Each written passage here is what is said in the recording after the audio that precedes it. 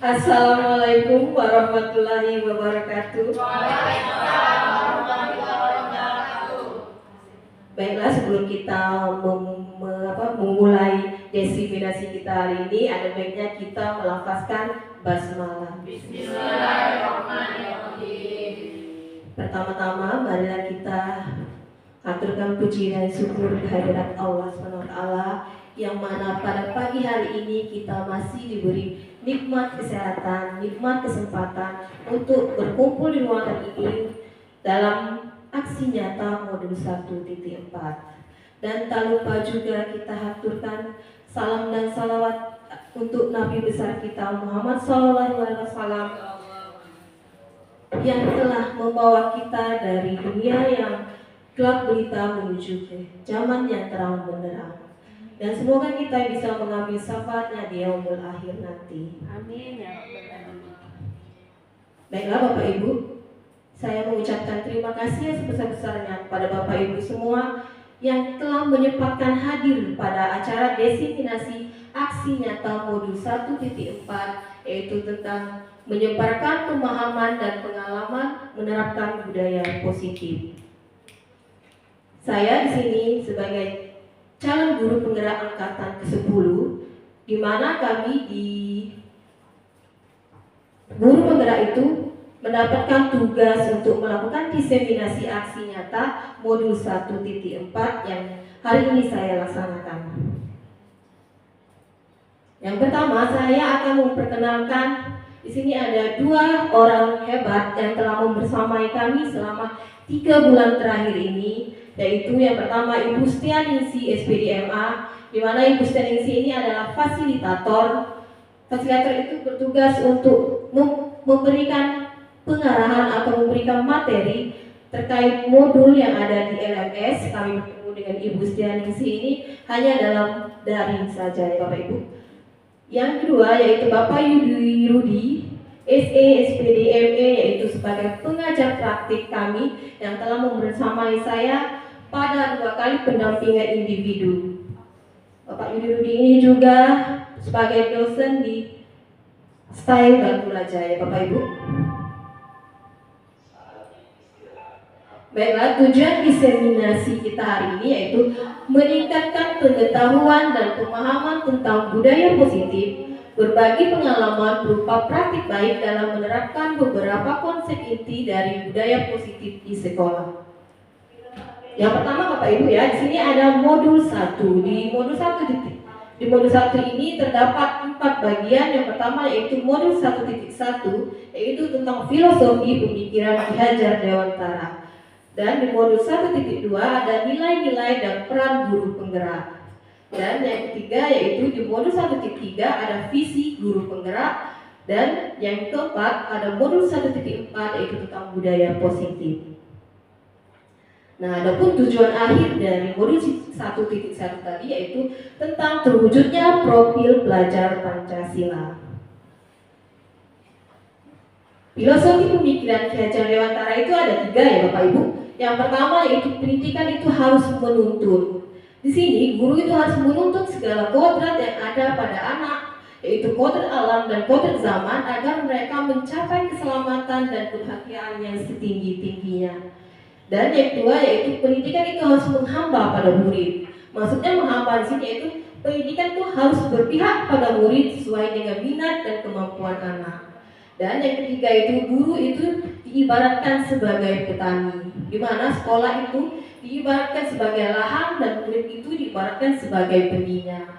Petani itu hanya bisa menuntut tumbuhnya benih dan merawatnya. Kita sebagai guru itu tidak bisa mengubah kodrat alam yang dibawa anak itu untuk misalnya sesuai dengan keinginan kita sebagai guru. Begitu juga dengan bibit padi, tidak mungkin juga akan tumbuh menjadi bibit jagung. Jadi petani itu hanya bisa merawat bibit padi tadi agar menjadi bibit padi yang berkualitas. Nah, di modul 1.2, di sini kami mempelajari tentang nilai dan peran guru penggerak. Dari pernyataan Ki Hajar Dewantara, seorang guru itu harus mempunyai nilai dalam menjalankan perannya agar mampu menuntut tumbuh kembangnya murid melalui pengajaran yang berpusat pada murid. Yang pertama yaitu nilai guru penggerak. Nilai guru penggerak di sini ada 5 ya Bapak Ibu. Yang pertama yaitu ada mandiri, reflektif, inovatif, kolaboratif, dan berpihak pada murid. Selain kelima nilai tersebut yaitu ada juga peran guru penggerak. Yang pertama yaitu menjadi pemimpin pembelajaran, yang kedua menjadi coach bagi guru lain, yang ketiga yaitu mendorong kolaborasi, yang keempat mewujudkan kepemimpinan murid, dan yang kelima yaitu menggerakkan komunitas praktisi. Dari nilai dan peran guru penggerak tersebut, saya kira kita semua sudah memilikinya Bapak Ibu ya, secara sadar ataupun tidak. Dari kelima nilai tadi pasti sudah pernah kita terapkan kepada anak didik kita, seperti mandiri, reflektif, inovatif, kolaboratif, dan berpihak kepada murid. Dan untuk peran guru penggerak, saya kira kita semua di guru di SMP Negeri 32 ini sudah menjalankan peran sebagai guru penggerak, yaitu menjadi pemimpin pembelajaran dan menjadi coach bagi guru lain. Di sini kita juga pasti pernah berkolaborasi sesama rekan sejawat dalam proses pembelajaran. Yang keempat yaitu mewujudkan kepemimpinan murid. Di sini kita sering melakukan, misalnya ada kegiatan rohis, kita selalu anak-anak yang melakukan atau menjadi panitianya. Nah, di situ kita sudah mewujudkan kepemimpinan murid. Dan yang kelima itu menggerakkan komunitas praktisi. Nah, di dalam komunitas praktisi ini kita juga di SMP 32 sudah membentuknya ya Bapak Ibu ya. Di PMM itu ada 2 komunitas. Yang pertama adalah Guru Inovatif SMP Negeri 32, dan ada juga yang namanya Kombel Bergema. Nah, itu juga adalah salah satu komunitas praktisi yang ada di sekolah kita.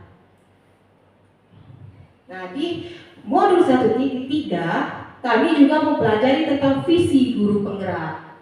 Nah, dalam mewujudkan suatu perubahan di sekolah, seorang guru penggerak haruslah memiliki visi yang tentu saja selaras dengan visi sekolah, serta dibutuhkan langkah-langkah yang tepat dalam mencapainya. Visi dapat terwujud dengan adanya kerjasama dari semua warga sekolah. Untuk mewujudkan visi, tentu diperlukan langkah konkret yang berbentuk suatu prakasa perubahan di sekolah. Kegiatan ini dilakukan dengan pendekatan inquiry apresiatif, yaitu melalui tahapan baca. Yang pertama itu buat pertanyaan utama, ambil pelajaran, gali mimpi, jabarkan rencana, dan atur eksekusi. Kemarin mungkin ada Ibu Apriani dan Ibu Ria yang sudah mengikuti seminar tentang visi guru penggerak ya Bapak Ibu. Di dalam kita mewujudkan visi guru penggerak itu, kita harus membuat suatu prakasa perubahan. Prakasa perubahan itu ada pendekatan yang namanya inquiry apresiatif ya Bapak Ibu. Di dalam inquiry apresiatif itu ada tahapan yang namanya baca. B-nya itu tadi yaitu buat pertanyaan utama, A-nya di situ ambil pelajaran, dan G-nya itu gali mimpi, J-nya jabarkan rencana, dan A-nya yaitu atur eksekusi. Nah, di modul 1.4 ini yang sekarang sedang kami laksanakan yaitu tentang budaya positif. Budaya positif di sekolah merupakan kebiasaan hal yang baik, mencakup sikap atau perilaku maupun tutur kata seluruh warga sekolah. Budaya positif akan menimbulkan rasa aman dan nyaman pada murid dalam proses pembelajaran. Budaya positif juga dapat mendorong murid untuk mampu berpikir, bertindak, dan mencipta sebagai proses memerdekakan dirinya sehingga murid lebih mandiri dan bertanggung jawab. Adapun konsep-konsep inti budaya positif yaitu yang pertama, disiplin positif dan nilai-nilai kebajikan universal, memahami motivasi perilaku manusia berkaitan dengan hukuman dan penghargaan, dan yang ketiga ada pembuatan keyakinan kelas, yang keempat ada kebutuhan dasar manusia dan posisi kontrol guru, serta penerapan segitiga restitusi. Nah, di sini ya Bapak Ibu, disiplin positif tentang nilai-nilai kebajikan universal. Nah, di dalam kebajikan universal tadi ada makna disiplin. Disiplin ini artinya adalah berasal dari bahasa Latin yang disebut dengan disiplina, yaitu artinya belajar. Disiplin diri dapat membuat seseorang menggali potensinya menuju kepada sebuah tujuan mulia, yaitu sesuatu yang dihargai dan bermakna.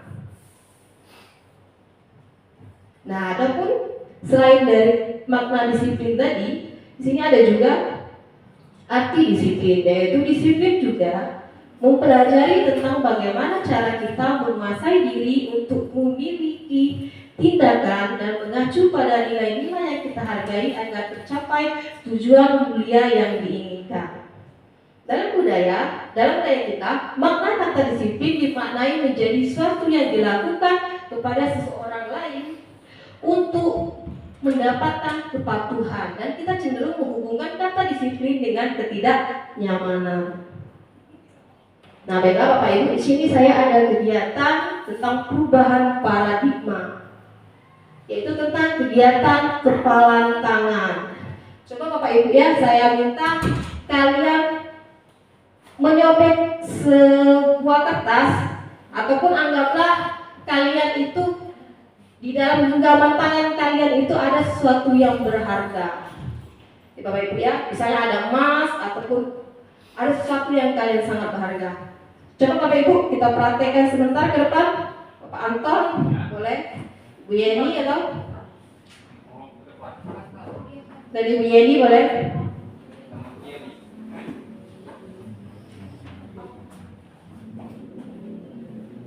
Nah, Bapak Ibu ya, di sini kan Bu Yeni dan Pak Anton sudah mengepalkan tangannya. Di dalam kepalan tangan Pak Anton dan Ibu Yeni tadi ada barang berharga yang sangat mereka sayangi. Nah, jadi coba Bapak Anton merayu Ibu Yeni. Bisa merayu, bisa juga misal atau memberikan apa ya? Bujukan supaya Bu Yeni itu mau membuka kepala tangannya. Coba Pak Anton silakan. Kira-kira mau tidak mau? Di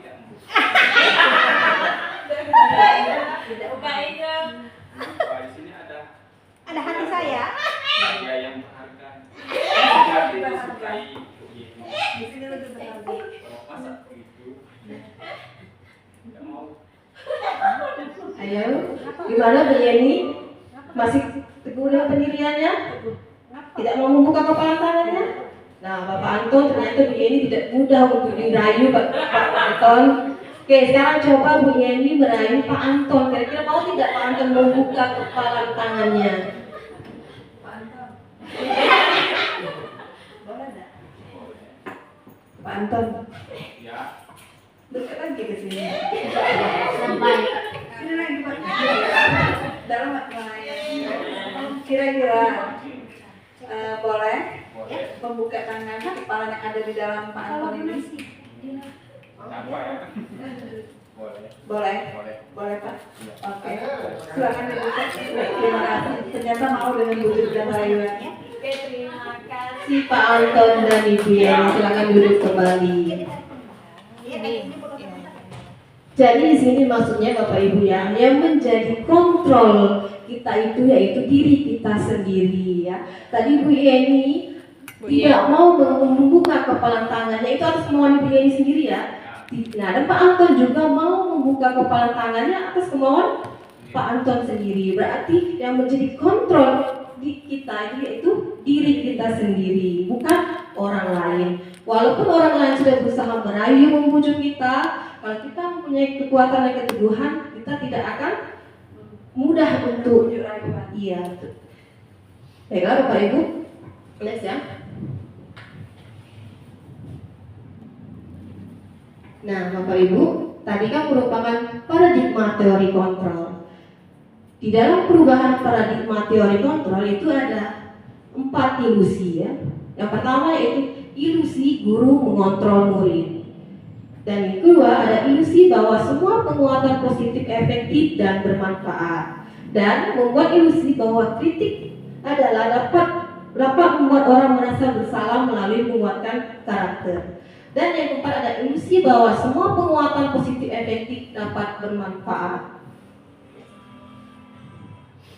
Nah, di sini ada perubahan paradigma stimulus respon terhadap teori kontrol. Siapa sesungguhnya memiliki kontrol?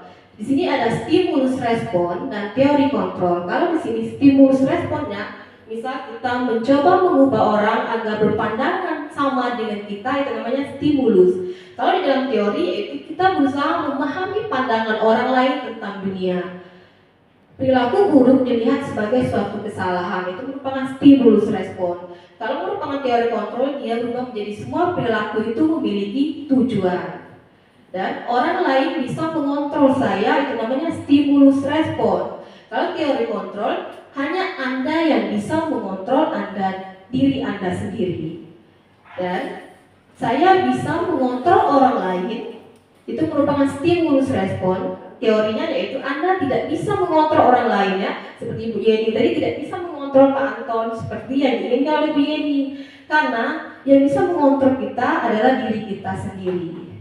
Dan ada pemaksaan ada pada saat wujudan gagal. Nah, itu namanya stimulus. Kalau di teori kontrol itu kolaborasi dan konsensus menciptakan pilihan-pilihan baru. Kalau di stimulus respon itu ada model berpikir menang kalah, tapi di teori kontrol itu model berpikirnya itu menang dan benar. Baiklah Bapak Ibu, disiplin positif. Disiplin positif ini merupakan suatu pendekatan untuk menerapkan disiplin dalam diri anak tanpa hukuman dan hadiah. Dengan menerapkan disiplin positif, diharapkan tindak kekerasan dapat dihindari. Pendekatan disiplin positif bukan mengenai anak atau peserta didik secara langsung, melainkan bagaimana cara orang dewasa yang memberikan dampak dan pengaruh positif kepada anak atau peserta didik. Pendekatan disiplin positif juga menitik beratkan pada pendekatan yang tanpa kekerasan, memotivasi, merefleksi kesalahan, menghargai, membangun logika, dan bersifat jangka panjang. Adapun tujuan dari disiplin positif tadi yaitu disiplin positif itu sebagai bentuk kontrol diri. Dari disiplin positif tadi akan terwujudnya tujuan mulia, yaitu nilai-nilai kebajikan universal, di mana dimensi profil pelajar Pancasila itu dan nilai-nilai kebajikan universal lainnya yang disepakati bersama, lepas dari suku, bangsa, agama maupun latar belakangnya. Nah, di sini ada nilai-nilai kebajikan universal. Nilai-nilai kebajikan universal adalah nilai yang disepakati bersama, lepas dari suku, bangsa, agama, bahasa maupun latar belakangnya. Sini ada contoh nilai kebajikan institusi atau organisasi. Yang pertama yaitu ada profil pelajar Pancasila, yang tadi terdapat 6 dimensi, yaitu beriman dan bertakwa kepada Tuhan Yang Maha Esa dan berakhlak mulia, berkebenekaan global, bergotong royong, mandiri, dan bernalar kritis. Di sini juga ada Ibu Primary Years Program atau yang biasa disebut dengan toleransi atau rasa hormat, integritas, mandiri, menghargai, antusias, empati, keingintahuan, kreativitas, kerjasama, percaya diri, dan komitmen. Dan yang terakhir ada keterampilan hidup atau life skill. Di sini yaitu keterampilan itu dapat dipercaya, lurus hati, pendengar yang aktif, tidak merendahkan orang lain, dan memberikan yang terbaik pada diri. Nah, di sini ada teori, motivasi, hukuman, penghargaan, dan restitusi. Sebelum saya masuk ke restitusi, penghargaan, dan hukuman tadi, kita breaking dulu ya Bapak Ibu ya. Oke, silakan berdiri Bapak Ibu.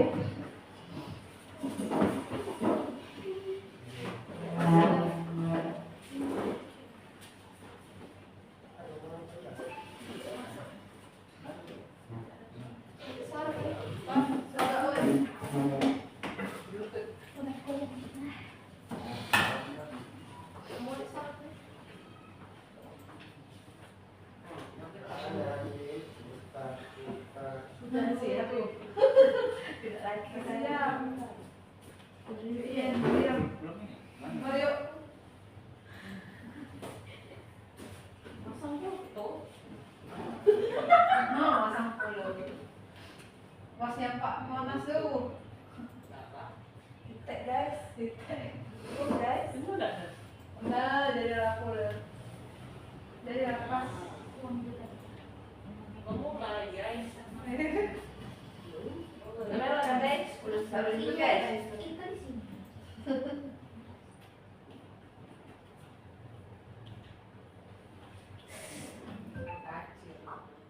Tadi aku belum tutup ya. Mau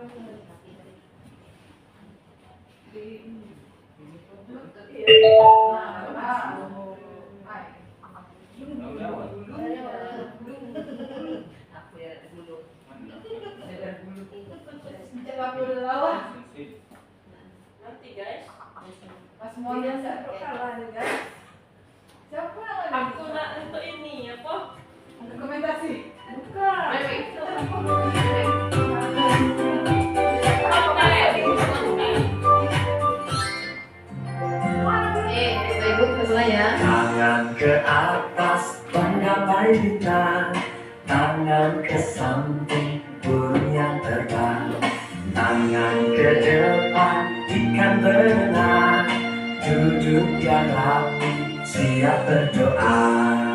Putar-putar tangan diputar, gulung-gulung tangan digulung, mulai melihat kepada pundak, kanan kiri atas bawah siap berdoa.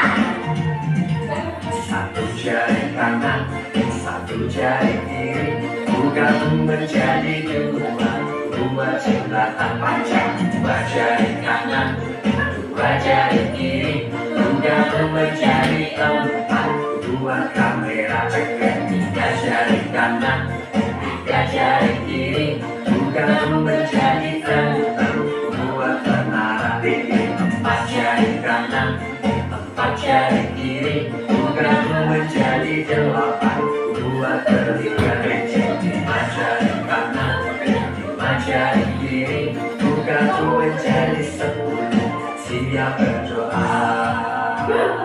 Tangan ke atas menggapai bintang, tangan ke samping burung yang terbang, tangan ke depan ikan berenang, duduk yang rapi siap berdoa.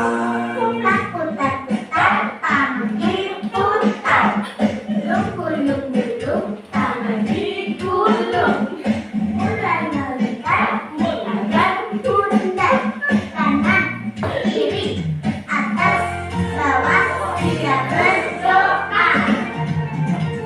Satu jari kanan, satu jari kiri, gabung menjadi dua, dua jembatan panjang, dua jari kanan, dua jari kiri, gabung menjadi empat, dua kamera ceker, tiga jari kanan, tiga jari kiri, gabung menjadi enam, dua menara tinggi, empat jari kanan, empat jari kiri, gabung menjadi delapan, dua telinga kecil, lima jari kanan, lima jari kiri, gabung menjadi 10, siap berdoa.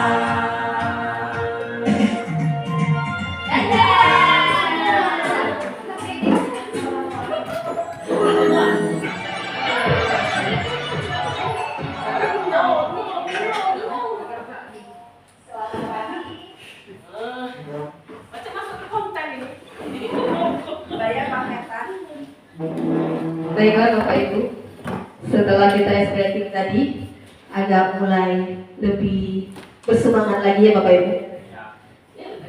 Lanjut, ini ada teori motivasi perilaku manusia. Yang pertama itu ada untuk menghindari ketidaknyamanan atau hukuman. Apa yang akan terjadi apabila saya tidak melakukannya itu yang dinamakan dengan motivasi eksternal. Yang kedua yaitu untuk mendapatkan imbalan dari orang lain atau institusi, itu juga merupakan motivasi eksternal. Dan yang ketiga ada menghargai diri sendiri. Di sini adalah motivasi internal, yaitu yang merupakan tujuan dari disiplin positif, yaitu agar kita bisa menghargai diri sendiri. Nah, Bapak Ibu ya, merdeka menurut Ki Hajar Dewantara. Merdeka itu artinya tidak hanya terlepas dari perintah, akan tetapi juga cakap membuat pemerintah diri sendiri. Di sini ada motivasi perilaku manusia, yaitu tadi kan ada motivasi eksternal dan sekarang ada motivasi internal. Motivasi internal di sini itu kita menjadi orang yang mereka inginkan dan menghargai diri sendiri dengan nilai-nilai yang mereka percaya. Dan nanti akan timbulnya menghindari hukuman dan penghargaan yang berlebihan untuk meminimalisir motivasi eksternal dalam diri murid. Nah, di sini Bapak Ibu ya, dihukum oleh penghargaan. Tadi kan ada penghargaan ya.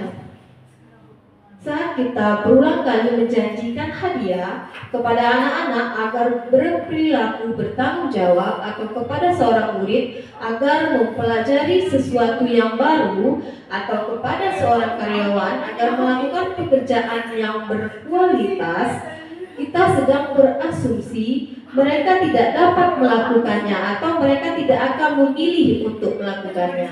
Itu karena mereka dihukum oleh penghargaan. Nah, dihukum oleh penghargaan juga ada 3, yaitu penghargaan itu menurunkan kualitas, serta penghargaan juga mematikan kreativitas, dan penghargaan bisa mengurangi motivasi intrinsik pada diri orang tersebut. Nah, di sini ada bentuk tindakan guru ya Bapak Ibu. Sini ada negatif dan netral. Kalau kita memberikan hukuman kepada anak didik kita itu bersifat negatif. Kalau konsekuensi di situ bersifat netral. Nah, di sini ada contoh tindakan guru ya Bapak Ibu. Yang pertama, coba kita perhatikan di situ ada guru menyuruh anak itu mencatat 100 kali di dalam buku dengan kalimat saya tidak akan terlambat lagi karena terlambat ke sekolah. Kira-kira itu termasuk hukuman atau konsekuensi ya Bapak Ibu? Hukuman. Konsekuensi. Oke. Yang kedua ada lari mengelilingi lapangan basket 2 kali karena terlambat hadir di sekolah. Hukuman. Di situ ada murid diminta untuk push up 15 kali karena tidak menggunakan masker ke sekolah. Hukuman juga ya. Membersihkan tumpahan air di meja tulis karena tersenggol pada saat belajar. Iya, konsekuensi. Murid disuruh untuk ya, sepatunya di sekolah ya, karena tidak mengenakan sepatu hitam. Kira-kira hukuman atau konsekuensi? Konsekuensi?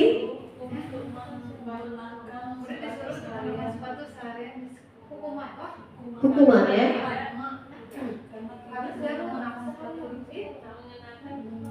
Murid disuruh tidak mengenakan begini Bapak Ibu ya, tidak mengenakan sepatu seharian di sekolah karena tidak memakai sepatu hitam. Jadi dia disuruh nyeker ya, karena dia memakai mungkin sepatu yang bukan warna hitam bisa warna coklat, termasuk hukuman. Kalau lari mengelilingi lapangan basket 2 kali karena terlambat 10 menit untuk pelajaran PJOK, kira-kira konsekuensi atau hukuman? Konsekuensi ya Bu Yeni ya. Yang terakhir ada menggantikan kertas tugas teman yang telah dicoret-coret. Konsekuensi. Mari kita cek jawaban Bapak Ibu semua ya. Iya, yang pertama tadi itu hukuman. Benar ya Bapak Ibu? Bu Nopatri menjawab hukuman ya. Iya. Nah, nanti Bapak Ibu setelah dari sini kita akan timbulnya dari tindakan hukuman dan konsekuensi tadi ada 3 bentuk tindakan guru. Yang pertama yaitu hukuman yang bersifat negatif, dan yang kedua ada konsekuensi itu bersifat netral, dan yang ketiga ada restitusi. Restitusi itu bersifat positif. Nah, hukuman itu adalah bersifat tidak terencana atau tiba-tiba. Hukuman bersifat satu arah, pihak guru yang memberikan dan murid hanya menerima tanpa melalui suatu kesepakatan baik sebelum atau sesudahnya. Dan itu adalah hukuman ya Bapak Ibu. Kalau hukuman itu dia tidak terencana tiba-tiba, misalnya anak datang terlambat, misalnya langsung kita suruh membersihkan kelas, nah itu namanya hukuman. Kalau konsekuensi itu sudah terencana atau sudah disepakati, sudah dibahas dan disetujui oleh murid dan guru. Umumnya bentuk konsekuensi itu dibuat oleh pihak guru atau sekolah, dan murid sudah mengetahui sebelumnya konsekuensi yang akan diterima bila ada pelanggaran. Konsekuensi di sini biasanya diterapkan di keyakinan kelas. Setiap kelas itu kan pasti mempunyai keyakinan kelas masing-masing. Nah, kalau misalnya dia terlambat, mungkin konsekuensinya dia akan mungkin sebelum belajar dia akan disuruh mungkin dikurangi poinnya, Bapak Ibu ya. Nah, itu sudah disepakati oleh anak-anak dan bersama guru. Tidak ada yang bersifat dadakan seperti hukuman tadi. Dan yang ketiga ada restitusi. Restitusi adalah proses menciptakan kondisi bagi murid untuk memperbaiki kesalahan mereka sehingga mereka bisa kembali pada kelompok mereka dengan karakter yang lebih kuat. Restitusi juga merupakan proses kolaboratif yang mengajarkan murid untuk mencari solusi untuk masalah mereka dan membantu murid berpikir tentang orang seperti apa yang mereka inginkan dan bagaimana mereka harus memperlakukan orang lain. Di sini ada 9 ciri-ciri restitusi. Yang pertama yaitu bukan untuk menebus kesalahan, namun untuk belajar dari kesalahan. Yang kedua itu untuk memperbaiki hubungan, tawaran bukan paksaan. Dan restitusi juga menuntun untuk melihat di dalam diri. Dan restitusi mencari kebutuhan dasar yang mendasari tindakan. Restitusi diri adalah cara yang paling baik dalam penyelesaian masalah di sekolah. Restitusi fokus pada karakter bukan tindakan. Dan restitusi juga fokus pada solusi. Restitusi mengembalikan murid yang berbuat salah pada kelompoknya. Itu adalah ciri-ciri restitusi. Nah, yang sekarang ya Bapak Ibu, keyakinan kelas. Mungkin di kelas Bapak Ibu sudah punya ya, di kelasnya masing-masing keyakinan kelas, apalagi sebagai wali kelas pasti sudah membuat keyakinan kelas di kelasnya masing-masing. Keyakinan kelas merupakan sebuah nilai-nilai kebajikan universal yang telah disepakati secara tersirat dan tersurat, lepas dari adanya latar belakang suku, negara, bahasa maupun juga agama. Keyakinan kelas dibuat secara bersama-sama dengan seluruh siswa yang mempunyai nilai-nilai kebajikan yang dapat dipercaya. Jadi keyakinan kelas ini adalah Bapak Ibu kesepakatan kita bersama dengan siswa kita yang disesuaikan dengan keadaan sekolah kita dan keadaan siswa kita.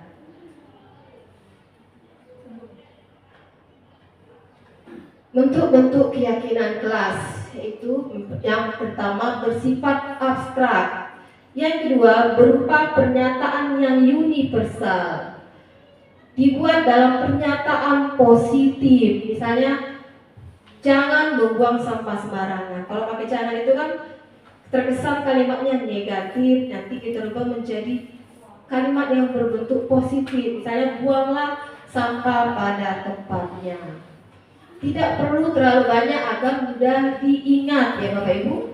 Sesuaikan dengan kondisi kelas dan sekolah sehingga mudah untuk kita terapkan. Dan semua warga sekolah atau warga kelas dilibatkan saat membuat keyakinan kelas.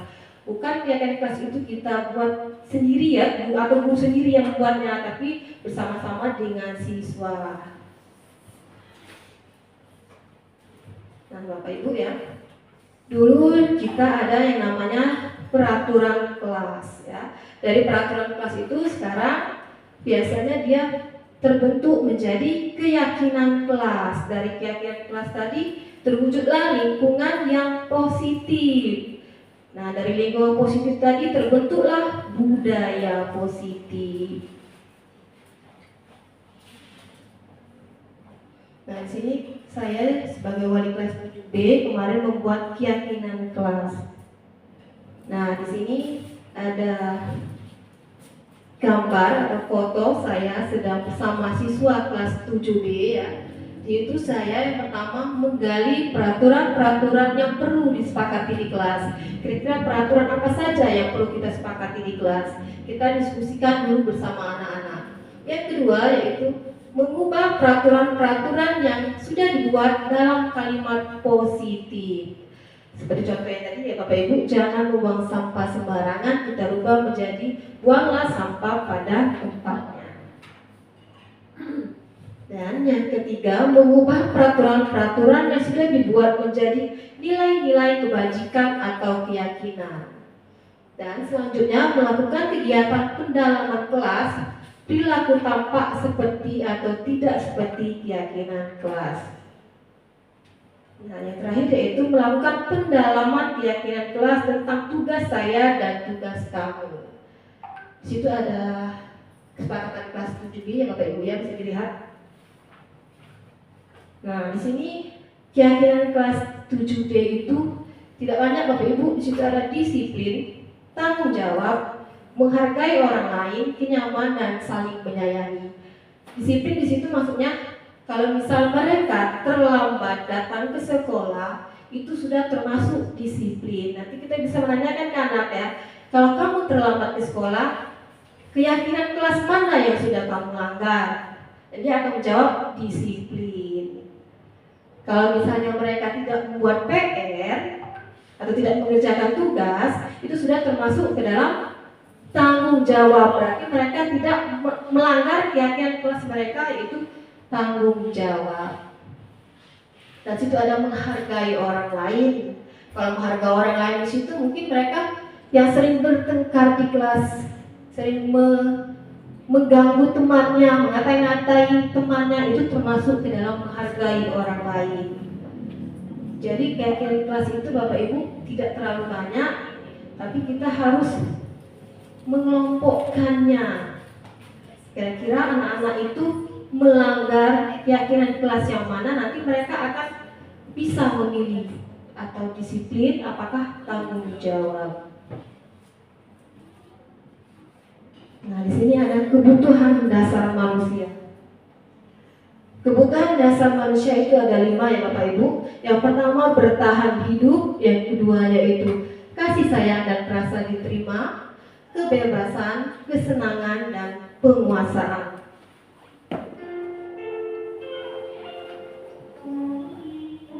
Bertahan hidup di sini maksudnya itu tentang makanan, pakaian, tempat tinggal, keamanan dan kesehatan. Kalau kebutuhan kasih sayang dan rasa diterima yaitu rasa diterima atau dipedulikan, berbagi, kerjasama, menjadi bagian dalam kelompok. Dan penguasaan itu harga diri, keinginan untuk dianggap, memimpin, berprestasi, diakui dan didengar. Kalau kebebasan yaitu mandiri, memiliki pilihan, mencoba hal baru, mampu mengendalikan arah dirinya.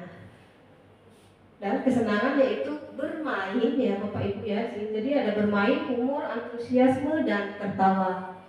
Itu adalah 5 dasar kebutuhan manusia. Dan sekarang adalah posisi kontrol. Guru itu mempunyai 5 posisi kontrol. Yang pertama ada penghukum, pembuat rasa bersalah, teman dan pemantau, dan yang terakhir yaitu manajer. Memang posisi yang paling ideal yaitu adalah manajer. Memang tidak mudah ya Bapak Ibu kita memposisikan diri kita itu sampai di posisi manajer. Memang butuh prosesnya. Mungkin dari dulu kita sebagai penghukum. Nah sekarang setelah kita mempelajari tentang disiplin positif, lama-lama kita akan mengubah posisi kita itu mungkin bisa menjadi dia pemantau ataupun di posisi yang paling sempurna yaitu manajer. Nah Bapak Ibu di sini saya ada video tentang 5 posisi kontrol guru. Nanti di video ini akan ada Salam bahagia ibu dan Bapak Ibu ya. guru hebat.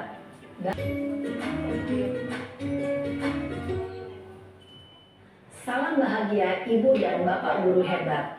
Dalam penerapan disiplin positif restitusi, salah satu program yang dikembangkan adalah 5 posisi kontrol. 5 posisi kontrol dalam restitusi adalah proses perjalanan seorang pendidik agar dapat mengenali dirinya. Pada video kali ini, kita akan membahas tentang 5 posisi kontrol yang dikembangkan oleh Diane Gosser dan contoh penerapannya.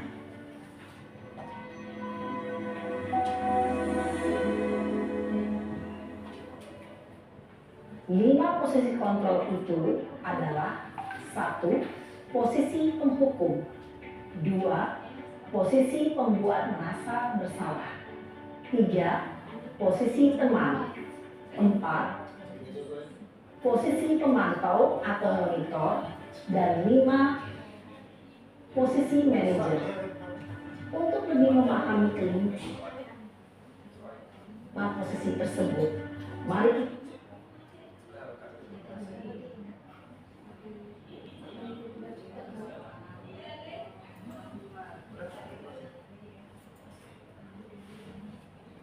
kita saksikan kasus Naren yang terlambat hadir 20 menit di sekolah dan melihat bagaimana kelima posisi kontrol dalam menghadapi masalah tersebut.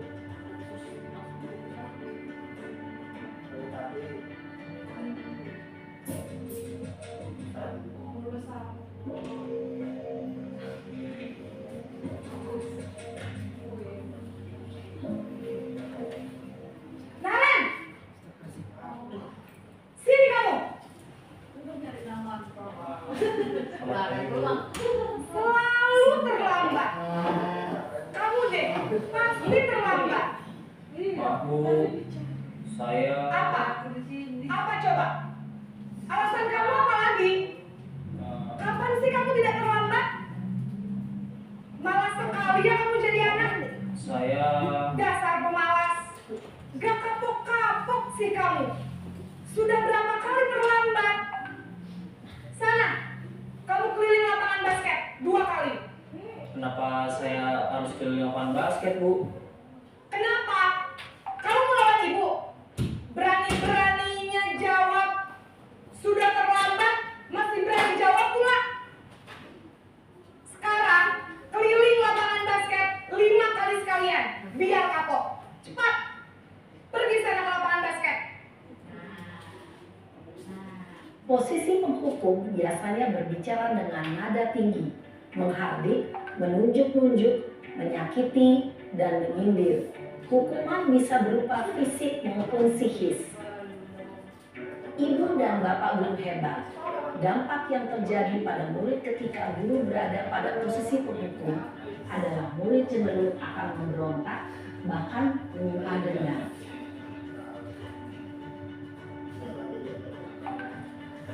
Ini sebagai pembuat bersalah ya Bapak Ibu.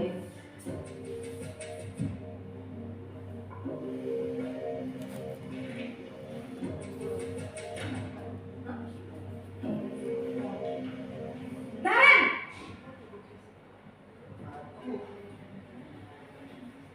Selamat pagi Bu. Naren. Kamu kenapa terlambat lagi, nak? Ya Tuhan, Naren. Kamu senang ya bikin ibu susah ya? Kalau kamu terlambat lagi, nanti ibu yang ditegur bapak kepala sekolah, nak. Disangka ibu tidak bisa membina kamu. Duh, gimana ini? Maaf Bu, Duh, Gusti Naren. Kamu suka ya kalau ibu ditegur bapak kepala sekolah? Terus, sekarang ibu harus tulis apa ini di buku absen? Ini kamu sudah sering terlambat loh. Ibu harus apa coba? maaf Bu, maaf sekali. Ya sudah, lain kali jangan bikin ibu susah lagi ya nak ya. Ibu tidak akan kuat lagi kalau kamu begini terus. Bisa jantungan kalau ibu ditegur bapak kepala sekolah. Sana cepat kelas. Maaf ya Bu, maaf sekali. Posisi pembuat rasa bersalah berbicara dengan nada tenang, cenderung lembut. Namun kata-kata yang diutarakan membuat murid merasa menjadi orang yang gagal, memandang buruk dirinya sendiri, merasa tidak berharga, dan tidak sanggup membahagiakan orang lain. Ketika guru mengambil posisi pembuat rasa bersalah, murid akan menganggap dirinya yang bersalah dan ia akan menyimpan emosi negatif tersebut di dalam dirinya. Nah, ini sekarang sebagai posisi teman ya Bapak Ibu.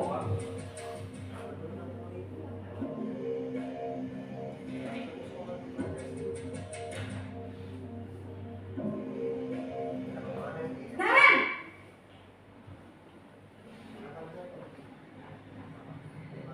Selamat pagi, Bu. wah, sudah jam berapa ini, Nak? Terlambat lagi ya, sayang. Iya, Bu. Habis ibu saya lupa membangunkan saya, Bu. Kamu malah menyalahkan ibu kamu. Kamu bukannya anak yang larinya paling kencang. Kok terlambat sih? Iya, Bu. Saya memang terlambat bangun tadi. Jadi, biarpun saya lari kencang, tetap gak kekejar, Bu. Ya sudah sana. Nanti lain kali larinya lebih kencang lagi ya. Biar gak terlambat lagi. Bikin senang ibu. Demi ibu. Bisa kan? Bisa lah, Bu. Ya sudah sana masuk kelas. Ibu beresin urusan absen kamu. Kamu ini ada-ada saja. Dalam posisi teman, guru berbicara dengan nada suara ramah, akrab, cenderung bersenda gurau untuk menjaga suasana tetap santai. Murid akan merasa senang, aman, dan akrab dengan guru.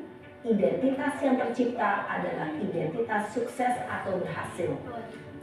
Namun, perlu diingat, karena ini masih dorongan eksternal, maka ada faktor ketergantungan dari murid kepada orang tertentu. Di sini, guru aksennya, sehingga di lain waktu, murid bisa berperilaku baik, namun hanya kepada orang-orang tertentu saja. Dan sekarang adalah posisi pemantau atau monitor.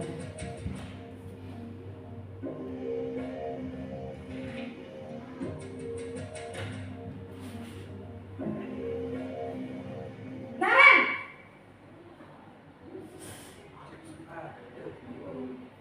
Selamat pagi, Bu. Naren, apa peraturan sekolah kita tentang jam berapa kita harus masuk sekolah, Nak? Kita harus di sekolah jam 7, Bu. Iya betul, sekarang sudah jam 7.20. Naren sudah tahu konsekuensinya jika terlambat hadir. Paham, Bu.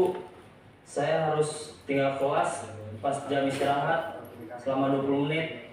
Iya benar, konsekuensinya demikian. Jadi nanti jam 9.30 pas istirahat, kamu harus tinggal di kelas, kerjakan tugas tambahan untuk ketertinggalan kamu, ya? Baik, Bu. Posisi pemantau mengandalkan penghitungan atau data untuk mengontrol murid. Guru mengarahkan murid berdasarkan peraturan dan konsekuensi. Seorang pemantau menunjukkan bahasa tubuh dan ekspresi wajah yang datar dan cenderung formal. Dan terakhir yaitu posisi manajer.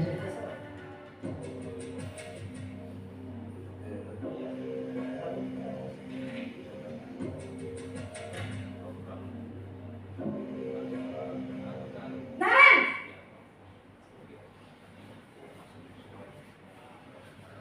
Selamat pagi, Bu. Selamat pagi, Naren. Maaf, Bu. Saya terlambat. Iya, sekolah masuknya jam 7, sekarang sudah jam 7.20. Jadi sekarang bagaimana ini, Naren? Maaf, Bu. Saya lupa setel alarm saya semalam. Baiklah, menurut kamu, keyakinan sekolah yang mana yang perlu kamu tingkatkan? Menghargai diri sendiri dan orang lain mungkin ya, Bu. Setuju. Jadi, apakah Naren meyakini prinsip saling menghormati tersebut? Iya, Bu. Saya meyakininya. Apakah Naren bersedia memperbaiki masalah keterlambatan ini? Bersedia, Bu. Bagaimana kamu akan perbaiki masalah keterlambatan ini? Saya akan coba untuk tidak lupa menyetel alarm saya, Bu. Baik, kalau Naren lupa menyetel alarm di rumah, ada orang yang kira-kira bisa bantu mengingatkan tidak? Ada, Bu. Kakak saya, Kak Emma. Ada lagi selain Kak Emma? Selain Kak Emma, ada ibu saya. Baik, jadi yang mengingatkan Naren adalah Kak Emma dan ibu kamu ya? Kira-kira akan mulai start alarm kapan nih Naren? Setelah pulang sekolah, akan segera saya lakukan. Baik, jadi Naren akan setel alarm untuk bangun besok pagi dan akan diingatkan oleh kakak dan ibunda Naren ya. Ada lagi yang mungkin perlu dilakukan Naren agar tidak terlambat bangun lagi? Tidak ada, Bu. Baik Naren, terima kasih untuk kerjasama kamu. Sekarang kamu perlu kembali ke kelas untuk belajar. Baik, Bu. Terima kasih. Posisi manajer. Nah, Bapak Ibu, tadi adalah video tentang 5 posisi kontrol guru, di mana tadi ada yang pertama yaitu sebagai pembuat rasa bersalah, ada juga yaitu penghukum, dan juga ada posisi teman, ada posisi pemantau, dan yang terakhir yaitu posisi manajer. Yang paling ideal dari video tadi, dari kelima posisi kontrol tadi, yaitu posisi sebagai manajer ya Bapak Ibu. Memang untuk kita sampai ke posisi manajer tidak bisa langsung kita berada di posisi tersebut. Pasti kita akan melalui tahap-tahap. Yang pertama mungkin kita bisa sebagai seorang guru. Kalau saya ya Bapak Ibu ya, dulu sebelum saya mengikuti program guru penggerak ini, saya biasa di posisi penghukum. Kalau anak-anak itu tidak membuat PR, ada saja nanti kan yang dihukum bisa berdiri di depan kelas. Nah itu mungkin lambat laun sudah tidak saya lakukan lagi. Mungkin walaupun belum sampai di posisi manajer, tapi kemarin kami sudah belajar tentang restitusi. Alhamdulillah sudah bisa saya praktekkan pada anak murid saya dengan memposisikan diri sebagai manajer. Nah, dari video tadi ya Bapak Ibu ada beberapa pernyataan. Yang pertama ada saya kecewa sekali dengan kamu. Kira-kira di situ gurunya memposisikan diri sebagai apa ya Bapak Ibu? Posisi teman atau pemantau atau pemberi rasa bersalah. Saya kecewa sekali dengan kamu. Apa ya Pak Anton? Kira-kira posisi penghukum atau teman atau pemantau? Kalau kita kaitkan dengan 5 posisi kontrol guru tadi, saya kecewa sekali dengan kamu. Penghukum ya Anton ya? Oke, kalau Pak Anton itu posisikan dirinya sebagai penghukum, coba kita lihat yang kedua. Kamu tidak pernah benar melakukannya. Kira-kira di situ gurunya sebagai apa? Pemantau Pak Yusri ya. Oke, nanti kita lihat cek jawabannya Pak Yusri ya. Ayolah lakukan demi ibu Bapak. Nah, demi ibu atau Bapak. Kira sebagai teman, ya. Situ apakah kamu mau mendapatkan stiker bintang hari ini? Apa kira-kira Pak Anton? Ibu Yani? Pembuat rasa bersalah. Atau manajer? Bukan ya Pak Yusri ya. Apakah kamu mau mendapatkan stiker bintang hari ini? Pemantau ya Pak Anton. Manajer ya Pak Yusri bilang itu posisi manajer. Bagaimana kamu bisa menyelesaikan masalah ini? Nah itu posisi manajer. Yang terakhir, kamu selalu yang paling terakhir. Iya, penghukum. Coba kita lihat jawabannya ya Bapak Ibu. Nah, saya kecewa sekali dengan kamu itu membuat orang merasa bersalah. Jadi anak-anak itu merasa bersalah dengan pernyataan kita. Misal saya kecewa sekali dengan kamu nak, ibu merasa sedih sekali kan. Jadi anak-anak itu merasa bersalah. Yang kedua tadi, kamu tidak pernah benar melakukannya. Nah itu sebagai penghukum. Ayolah lakukan demi ibu ya nak, atau lakukan demi bapak ya, itu sebagai teman. Dan apakah kamu mau mendapatkan stiker bintang hari ini? Itu sebagai pemantau, benar kata Pak Yusri tadi ya Pak. Dan bagaimana kamu bisa menyelesaikan masalah ini? Nah itu memposisikan sebagai manajer. Kamu selalu yang paling terakhir. Nah itu merupakan posisi sebagai penghukum. Nah, di antara kelima posisi kontrol tersebut, seorang guru hendaknya menggunakan posisi kontrol sebagai manajer. Itu yang paling ideal ya Bapak Ibu. Di situ guru berbuat sesuatu bersama dengan murid, mempersilakan murid mempertanggungjawabkan perilakunya, mendukung murid agar dapat menemukan solusi atas permasalahannya sendiri. Dan di posisi manajer juga mengacu pada restitusi, di mana murid itu diajak untuk menganalisis kebutuhan dirinya maupun kebutuhan orang lain. Nah, di sini ada segitiga restitusi ya Bapak Ibu. Di dalam segitiga restitusi itu adalah proses menciptakan kondisi bagi peserta didik untuk memperbaiki kesalahan mereka dengan mandiri dan bertanggung jawab sehingga bisa kembali kepada kelompok mereka dengan karakter yang lebih kuat. Nah, langkah-langkah segitiga restitusi itu ada 3 ya Bapak Ibu. Yang pertama yaitu menstabilkan identitas. Di situ kita bisa menggunakan kalimat-kalimat seperti setiap orang pasti pernah melakukan kesalahan ya nak. Kamu bukan satu-satunya yang pernah melakukan ini. Itu merupakan menstabilkan identitas. Dari menstabilkan identitas tadi kita melakukan validasi kebutuhan. Mungkin bisa dengan kamu tentu punya alasan ya nak melakukan ini. Adakah cara yang lebih efektif untuk mendapatkan apa yang kamu butuhkan? Itu termasuk validasi kebutuhan. Kita mencari kira-kira anak ini butuhnya apa. Dan yang terakhir ada menanyakan keyakinan. Kira-kira nilai apa yang telah kita sepakati dan kira-kira keyakinan mana yang sudah kamu langgar. Itu merupakan menanyakan keyakinan. Nah, yang pertama tadi Bapak Ibu ada menstabilkan identitas, yaitu berdasarkan prinsip membuat kesalahan adalah bagian dari proses pembelajaran dan menggeser identitas gagal ke identitas sukses. Yang kedua ada validasi tindakan yang salah. Di sini validasi tindakan yang salah yaitu berdasarkan prinsip setiap perilaku berupaya memenuhi suatu kebutuhan tertentu dan guru akan bergeser dari pemikiran stimulus respon ke proaktif serta mengenali dan mengakui kebutuhan murid akan memperbaiki hubungan dengan murid.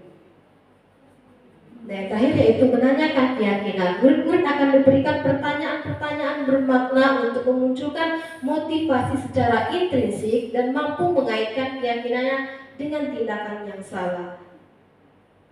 Nah, di sini saya melakukan praktik baik yaitu menerapkan segitiga restitusi. Nah, di sini ada kita lihat dulu videonya. Waalaikumsalam. Apa benar pengumuman berjalan? Iya benar, saya panggil Aldi. Kira-kira kenapa yang panggil Aldi? Tidak tahu men. Tahu. Coba sekarang Aldi berdiri dulu nak. Lalu perhatikan kemampuan Aldi dari atas sampai kaki. Bagaimana? Ada sesuatu yang salah tidak lewat penampilan Aldi? Begitu. Iya benar, bajunya Aldi dikeluarkan. Oke, silakan duduk lagi. Apakah menurut Aldi sudah menjadi orang yang baik untuk dirimu sendiri? Tidak, men. Ya, memang ya nak. Karena adik-adik ini panas sekali, sering membuat kita gerak. Tapi apakah hal benar jika kamu sengaja mengeluarkan bajumu? Tidak, men. Iya, keyakinan kelas apa yang sudah Aldi langgar? Kedisiplinan, men. Iya, kedisiplinan. Kelas. Apakah Aldi mau bersedia memperbaiki kesalahan Aldi? Ya, men. Yang salah. Apa yang Aldi lakukan untuk memperbaiki kesalahan? Saya tidak akan mengulangi kesalahan, men. Tepat sekali tindakan kamu Aldi. Jangan lagi mengeluarkan pakaian ya. Nanti setelah ini pakaiannya langsung dirapikan. Silakan kembali ke kelas lagi. Terima kasih, Men. Sama-sama. Nah, ini ada video yang kedua ya Bapak Ibu. Nina, tadi menjadi apa laporan dari keluarga? Kamu menerima dengan aja ya? Iya, Mem. Tapi saya kesal sih. Kenapa kesal? Karena Raja selalu mengejek nama anak saya dan mengata-ngatai nama orang tua saya, Mem. Bukan sekali dua kali, tapi sudah sering sekali. Kenapa kalau kita marah dan kesal dengan Raja? Karena Raja sudah sering sekali mengejek nama orang tua saya. Kalau Mem berada di tempat Mem juga akan melakukan hal yang sama. Lalu mereka melakukan hal Raja Nina. Saya marah, Mem. Saya maki-maki Raja, tanpa saya sadar, saya mengantar bukunya, Mem. Oh begitu? Anda melakukan hal tersebut pasti ada alasannya kan? Iya, jangan, Mem. Masa saya lalu diam saja ketika nama orang tua saya diejek atau dikata-kata seperti itu? Raja juga suka membuli teman-teman di kelas, Mem. Tidak hanya saya saja. Pada Bapak marah, karena kamu tidak rela nama orang tua kamu diejek. Mem sangat menghargai tindakan kamu dan tidak berbuat lebih buruk daripada itu, tapi memukul Raja. Nah, sekarang coba kita pikirkan tindakan kamu atau melempar buku apakah sesuai dengan keyakinan kelas kita? Tidak, Mem. Menurut Nina, kamu yakinkan apa yang sudah Nina lakukan? Saya menghormati yang berteman, Mem. Iya, betul, Nina. Ini kamu saling menghormati anak itu penting tidak untuk kamu, Nina. Penting. Baik, kalau kamu itu penting, jadi keyakinan apa yang harus kamu lakukan pada saat kamu sudah marah-marah? Harus lebih bersabar, Mem. Iya, benar sekali, Nina. Kamu bersedia memperbaiki masalah ini? Bersedia, Mem. Oke, apa yang kamu lakukan untuk memperbaiki masalah ini, Nina? Saya harus lebih banyak bersabar dan menahan amarah saya kalau teman yang memiliki orang tua saya lagi. Saya akan melaporkan kepada guru mata pelajaran dan atau wali kelas saya, Mem. Iya, tepat sekali, Nina, tindakan kamu. Memakai antar teman itu sangat penting agar tidak terjadi perselisihan di kelas. Oke, tetap semangat ya, Nina. Kan kembali ke kelas. Terima kasih, Mem. Sama-sama.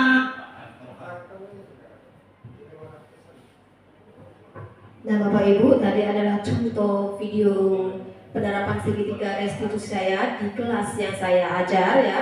Yang pertama tadi ada tentang si Aldi ini ketahuan mengeluarkan bajunya di saat jam istirahat. Saya panggil dan saya melakukan restitusi terhadap Aldi dengan melakukan 3 restitusi lengkap ya. Ada 3 langkah restitusi tadi ya Bapak Ibu ya.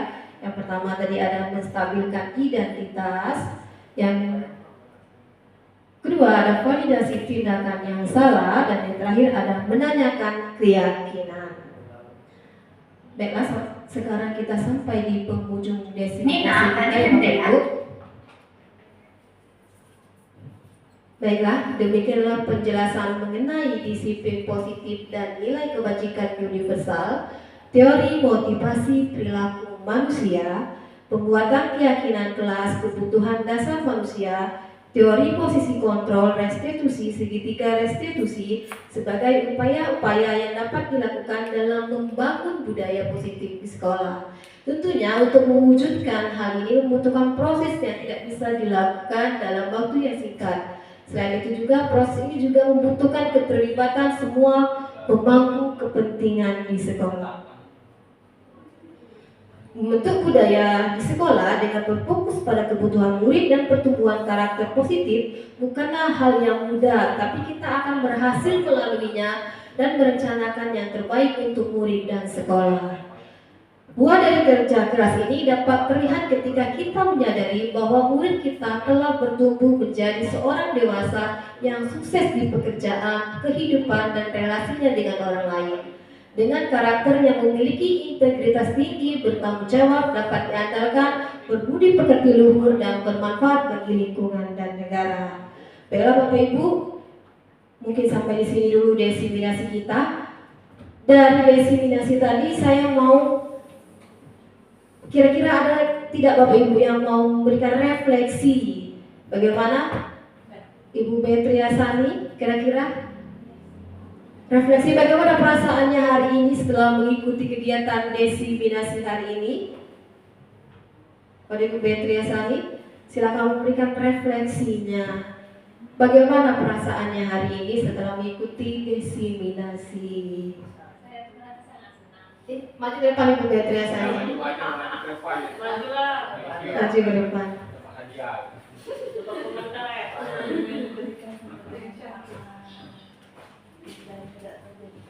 Terima kasih Bu Tri atas waktunya. Baiklah, saya akan menyampaikan refleksi saya terkait mengikuti kegiatan desiminasi Bu Tri Puji. Saya merasa sangat senang mengikuti kegiatan ini dan ada banyak hal baru yang saya dapatkan dari ini, diantaranya yaitu bisa termotivasi untuk menerapkan segitiga restitusi di dalam pembelajaran saya di kelas. Itu saja. Terima kasih. Perasaannya senang ya Bapak Ibu, ya Bu Betri ya. Iya, terima kasih. Mungkin sampai di sini dulu desiminasi kita Bapak Ibu ya. Kalau ada salah kata saya mohon maaf, mudah-mudahan saya kemanapun. Sekali lagi kita tutup desiminasi ini dengan melafazkan hamdalah.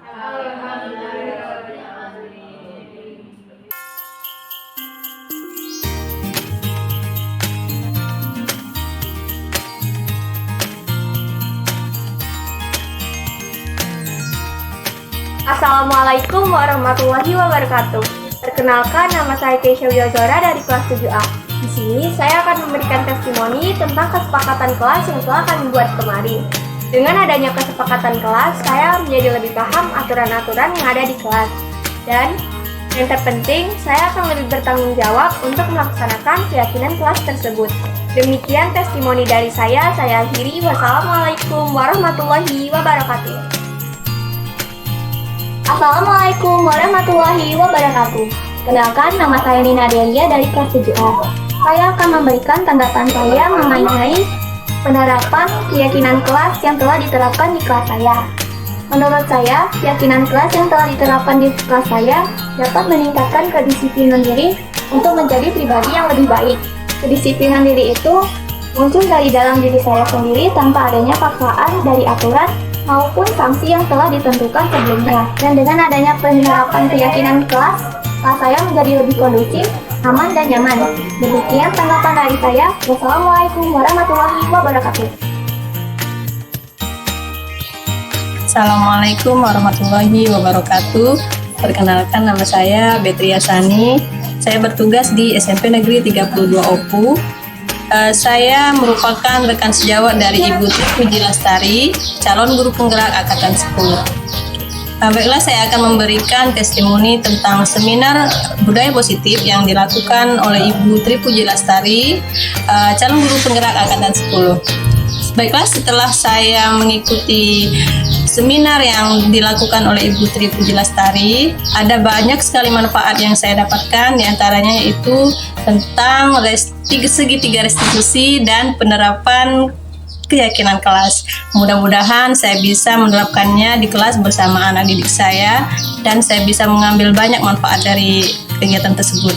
Demikianlah testimoni dari saya. Sukses selalu untuk Ibu Tri Puji Lestari, calon guru penggerak Angkatan 10. Saya akhiri. Wassalamualaikum warahmatullahi wabarakatuh.